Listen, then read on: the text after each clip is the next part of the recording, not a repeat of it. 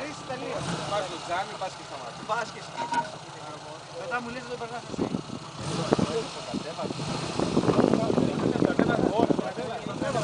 Εδώ το περνάει ευχάρι. Το ανέβασμα είναι όλα τα λεφτά. Θα βρουν οι σούστες του Χάρη ρε, που είναι και χαμηλός, είναι μαμά. Μόλις κόλλησες.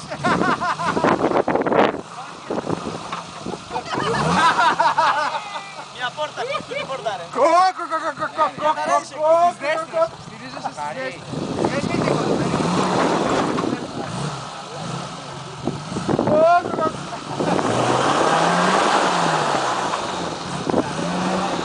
Άλλος!